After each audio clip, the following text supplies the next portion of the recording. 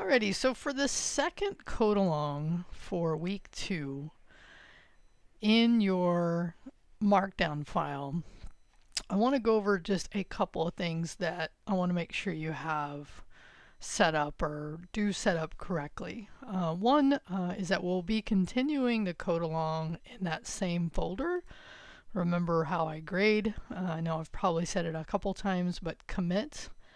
So in this first chapter 7, we're going to do something that's going to become very important for week 3 and for our project, and that's looking at how to write semantic HTML using something that's called semantic tags.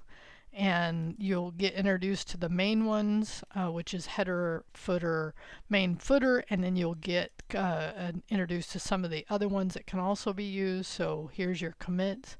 But in this item, Dave talks about an extension, and I highly recommend the extension. I have it already loaded, but if you go to the Chrome Dev store, I think, and you search for, there it is. If you search for, oh, I have to verify myself. Okay, hold on. Sorry about that. It's actually the Chrome extension store. So I already talked about the Chrome Dev tool in the last one. Search for Chrome extension store and you'll come to here. And then inside of here, you can search for the HTML5 outliner, which is here. Now I installed the browser extension. It's not required because you can also go to the website if you want. Dave talks about that. So if you wanted to do it, one way or the other, you're going to need to know how to use it. So if I go and search for HTML5 outliner, and what this does, in this case, here it is, right? So you can use it, well, you'd have to copy and paste your code, which is fine, or you could give it a URL, but most likely what you would do is you could choose your file and do that as well. I find I just like having my browser open, right? And then once I install it, I click here. And what this does is this is the outline that you'll see Dave talk about in the video. And the reason this is important is not only to know it, but also because we're going to end up using this as part of our project, is for you to create this kind of using these semantic tags to create your content, and then we'll end up styling that content later. Okay, so however you want to do it, whether you do it by here, choosing the file, going to wherever you have, like for me, I'd have to go to here, which is fine. I don't mind doing this.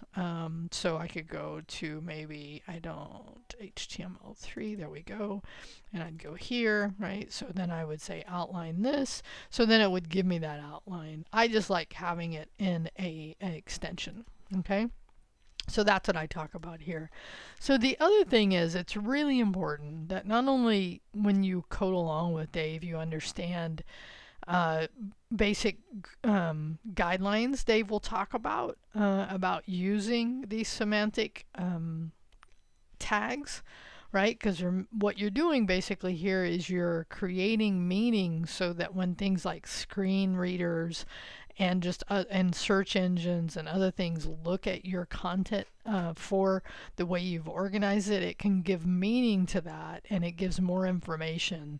And like I said, we're going to use this starting next week to teach you to use these in an example for our group work for next week.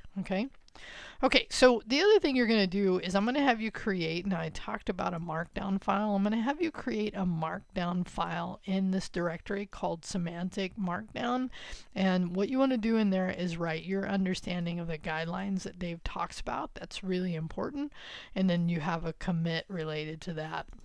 And he does some really good conversation here about divs and spans and how it's very common still. And matter of fact, even in my programming class right now, I use too many divs. I need to change that. So learning how to write more semantic tags, HTML, is a good idea. Okay, so what you want to do is create that file, right? So in your H2 HTML, there's your, I created the file. Now, I know it's hard to see here, right? So in that folder, creating that file, there you, and then in here, right, you give it a heading and then you write your understand. Now, this is just a sample, so do, and this is where you, when you're taking notes, right, headings help you keep organized so that you can look at the content and know exactly what that content means, and it allows me to see that you know how to do headings, and in this case you'll write your understanding, right? And this is also where I talk about in this section, I believe, or maybe it's the next, I think it's the next section I start talking about, because we're going to end up moving into tables. In this case, learning how to code tables, which can be, it'll feel a little tedious for sure when we start coding these things, but doing headings and rows and spans, but it's important to understand it as well. I do offer a break like I did before. It's similar, it's the same concept. You have to submit your commit history up until 8 for you to get another 24 hours to complete this work. And then the last section you're going to do is forms. And forms is something that you're just going to see again and again and again. And I do recommend, you know, when you're coding along with Dave, obviously you want to um, do the commits as I showed, but I also, and this is something I need to talk about next week, right? Is like, and he talks about regular expressions here.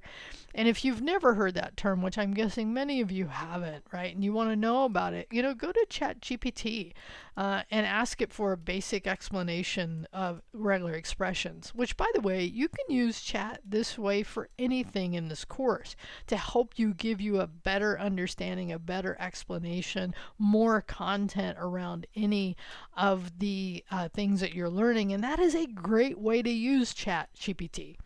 Now again, we'll talk more about chat next week, but I just wanted to give you that that suggestion here, because it's never too soon to say, oh, you know what, when I'm coding field set, I don't really understand, or maybe I want to know a little more about field set.